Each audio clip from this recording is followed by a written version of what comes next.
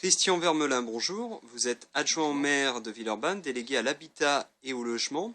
Et aujourd'hui, vous faisiez un petit peu un point d'étape sur le processus de lutte contre les discriminations au sein des agences immobilières. Alors, est-ce que vous pouvez nous décrire un petit peu le fonctionnement de cette charte qui a déjà 3 ans? Oui, tout à fait. Alors, peut-être juste au préalable dire que la charte était une étape aussi dans le processus de lutte contre les discriminations que la ville a lancé il y a plus de 10 ans maintenant. Il y a eu une première étape concernant tout ce qui concerne l'accès à l'emploi. Et puis la deuxième étape, donc l'accès au logement, a démarré en 2009. Nous avons à ce moment-là commencé par essayer de rassembler un certain nombre de partenaires du logement privé, public, institutionnel, pour signer cette charte effectivement en février 2010, qui a été un engagement véritable des uns et des autres.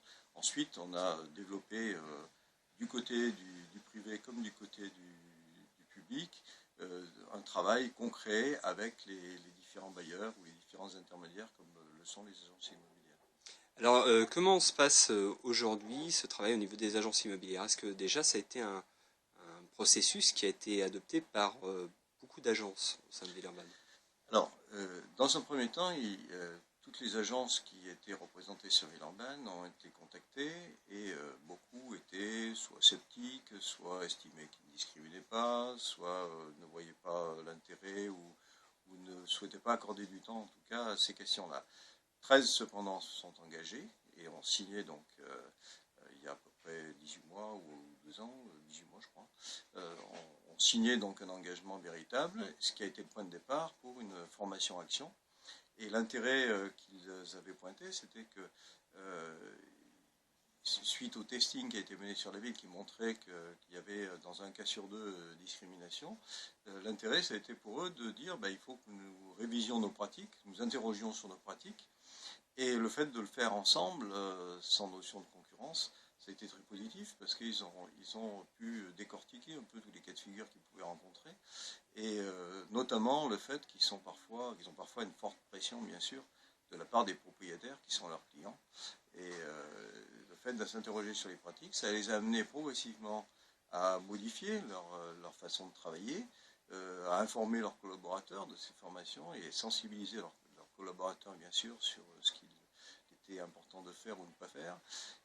Et aujourd'hui, donc, c'est un point d'étape qui permet de faire un premier bilan de ces formations-actions et qui devrait peut-être ensuite déboucher sur un label. Il y a déjà aujourd'hui une affiche, il y a déjà aujourd'hui quelque chose de matérialisé, je dirais, qui autour de ces agences qui ont été pionnières, mais qui sont aussi très regardées, je dirais, dans les réseaux, dans leurs réseaux respectifs, que sont la FNAIM et l'ULIS notamment. Vous espérez que ça soit une première qui fasse des petits dans le Grand Lyon? Alors, l'initiative, elle est villeurbanaise, mais comme souvent, Villeurbanne lance une opération avec l'espoir que ça donnera des idées à d'autres. Là, c'est déjà le cas, je pense. Il y a déjà l'idée chemine, aussi bien dans le secteur privé que dans le secteur public d'ailleurs. Et c'est vrai que ce serait intéressant que lors du mandat prochain, avec la nouvelle Assemblée, le Grand Lyon puisse s'emparer de cette question-là et que, bien sûr, ce type d'action puisse être démultiplié dans l'intérêt des populations avant tout, puisque la lutte contre les discriminations concerne beaucoup de gens, aussi bien leur origine que le sexe, que l'âge ou bien d'autres critères. Et je crois que c'est important que les professionnels puissent effectivement travailler mieux et dans l'intérêt des personnes. Alors, on n'a pas parlé du secteur public. Dans le secteur social, est-ce qu'il y a aussi des problèmes de discrimination? Je crois qu'il y en a partout, que ce soit de façon consciente ou inconsciente. Les bailleurs publics ont été un petit peu sceptiques au départ en disant mais nous, vu la façon dont on travaille, il n'y a pas de raison qu'il y ait discrimination et puis on s'adresse aux personnes en difficulté.